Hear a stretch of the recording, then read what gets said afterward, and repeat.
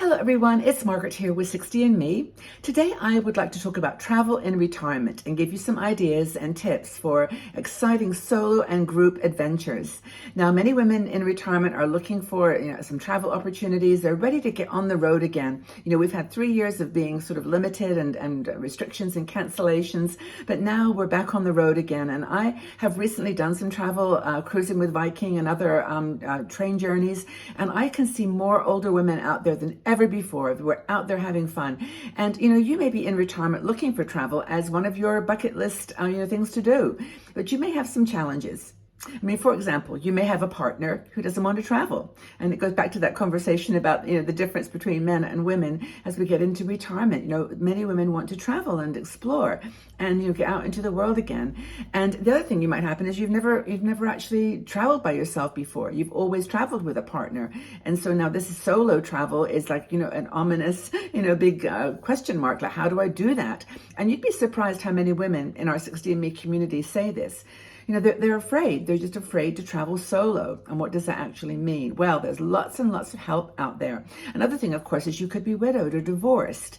And so your personal circumstances are going to lead you to want to make some decisions and choices about travel. Now, I want to make this a practical conversation. So I'm going to give you some ideas, some names of companies that I've worked with, people that I've traveled with. And, you probably got lots of your own. And I'd love you to leave feedback in the comment section because we can help each other here to make some choices. But I'll share some that I know, and this is not an endorsement of them at all. It's just that I have some experience and I've done some research and found that they are out there and they may be a good choice for you. So you may want to travel solo. You may really feel confident and ready to do that. Or you may want to travel solo, but within a group. And there's lots, of course, a spectrum of those kinds of adventures, from, walking holidays to, fully monitored and guided tours every step of the way, and some independent tours where you can do your own thing in combination with being part of a group. So there's lots and lots of different options. And I just want to make sure that we give you plenty of choices. Now, the first thing I would suggest is that you check out a reputable company, a tour company. Now, there are so many of them, and there are many that specialize in special kinds of trips. So maybe women over 50, people that are more fit and adventurous than others and want to do walking and exploration adventures, people that want more academic and historical perspective, cultural trips, people that want to go into the country and explore, people that want to stay in a city. So, you've got lots and lots of people, and most companies now are either quite generalist, and I'll talk about a couple of those, or they're very specialist. And in most cases, you find that they have somebody with them on the tour as a guide, or they hire someone locally to be with you. So these are some really good options for you to consider. Now, the first one is Road Scholar. Now, Road Scholar I've traveled with, and I've had a very good experience with Road Scholar. They're a non-profit, but their prices are not the cheapest. I must be absolutely honest, but they are great. They're great to work with. They do everything from educational and cultural to experiential adventure, and they also do some really cool things with grandchildren. They've got cross-generational trips that you can do. So Road Scholar is definitely one to think about, and just check it out. And they do regional, global. They're a global company, so they're all over. They used to do a ship as well. I don't know whether that is still Road Scholar ship, or whether they just use other cruise lines, but river cruises, you can get all kinds of choices through them. Elder Treks is another one that people have recommended, and this is one that organizes adventure walking, walking trips. It's geared more to the over 50 age bracket, and it's for people that are traveling solo, or a couple of you or 3 of you, a group, in the context of a gathering. And I think there's about maybe 20 or 30 people maximum in these groups, maybe even smaller for some of the walking tours, but they focus on this kind of cultural immersion. I'm looking at my notes here to make sure I get all the names of the other companies. There's one called Adventures Abroad, and this is a Canadian-based travel company that offers small group tours to various parts of the world. G Adventures is another one that I've never traveled with them, but I've had some experience talking to them, and they are an interesting company. They have a varied community, from very young travelers in their 20s and 30s to people in their 50s and 60s. Some of their programs are for over 50s, some are for under 50s. So they're very specific. They do combinations of train journeys and walking and hiking and guided tours. So that's another one to consider, G Adventures. And they, of course, are global.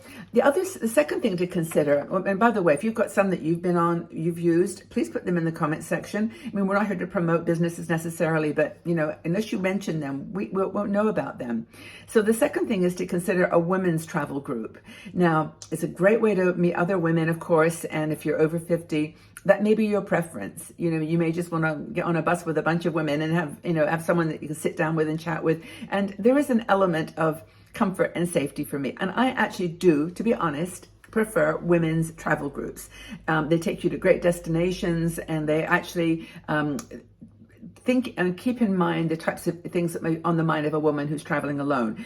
So there's some companies that I've never worked with, and I've never even had dealings with them, but I've did some research, and they get high scores and positive reviews. And that's one's called Women Traveling Together. And this is an online community for women travelers. And there are a lot of these, by the way, online communities that, that are for over 50s, over 60s, retired women. You can check it out. Facebook's not a bad place to go and have a look at some of these. They have a lot of online presence. But then what they do is they gather you together as a community online, and then they offer different tours. Like, what about going on a cruise here, or a cultural visit to this city or town? So they specialize in various styles and destinations, but that's Women Traveling Together. Wonderful. Wander and Full is one that has been getting a lot of advertising and press, and I don't know anything about them other than they are a great online resource for travel information. They seem to have a very sort of warm and sort of authentic kind of feeling about them, and I think it was founded by one woman who had a vision, and she really wanted to deliver on that. But I think they actually do have a wide range of ages. I have a feeling it's in people in their 40s and 50s, but honestly, traveling with people of any women, particularly of any age, is wonderful for me. I'm cool with that. I'm actually going on a cruise in a few months with a group called the Nomad Cruise, and this is a group of, now it's going to be 300 or 400 people on a ship. It's kind of an online on-board conference. And it's for people who are entrepreneurs and doing interesting things, online, nomadic lifestyles, not living in one place. I would be the oldest person there. They're all going to be in their 20s and 30s, 40s. And I went on one a few years ago before COVID, and it was great. But those are the types of things you've got to keep your eyes open for if you have a specific thing that you want to accomplish.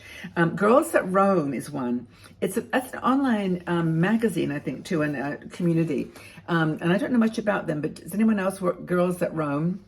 Solo Travel Society is an online community for solo travelers, and then that offers, destination guides and cities and traveling and online forums. A lot of these also have webinars and, live shows where you can actually explore. Mara Walsh is one, Girls That Travel, Girl Travel. And she does really cool weekly and bi-weekly or bi-monthly webinars on different destinations. And she started this during COVID because a lot of the guides were out of business. And so she just said, hey, come and do a video. And I guess people leave a donation for them as they listen to the stories about Romania and the Trans-Siberian Railway and all kinds of interesting specialist guides. And I will try to get the name of that group. I think it's Girls Who Travel, or Girl Travel, but it's Mara Walsh is her name. Women's Travel Network is one. And also, we can't forget Journey Woman. Now, Journey Woman was founded by Evelyn Hannon about, maybe 15 years ago. She passed away a few years ago. I knew her personally. I was with her on a cruise just before she became very sick. And she was just a beaming light in the travel world for women. She has so much resources and was doing it before anyone. I interviewed her as well on 60andMe. And you can check out our interview on YouTube. But she was quite a special woman. So I think the bottom line here is to embrace new experiences. There are many companies, I haven't got any names, but there's ones that are making a connection with locals. And that's another wonderful thing about traveling, is showing up and just being in a local environment. I did a tour with Eat Your Heart Out Tours, EYHO. Sheena Desai takes people around the world on like specialist textiles programs, textiles courses is what I did. But you get to meet local people, local NGOs, and those types types of companies are everywhere, but they're really, really fun. And it's a fun way to travel and meet local people and really get immersed in the culture. A few that came up in my travel were Eat With, which is a platform that connects people that want to travel and like eat when you get to this, like have a meal together with a local when you get to a certain place. Eatwith.com. Tours by Local is connects travelers with local guides. There used to be one called Viable, but I don't know if it's still around, but they were fantastic.